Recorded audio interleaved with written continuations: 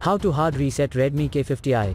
Step 1. Firstly, turn off your phone by using the power button. Step 2. Hold down the volume up with the power key simultaneously.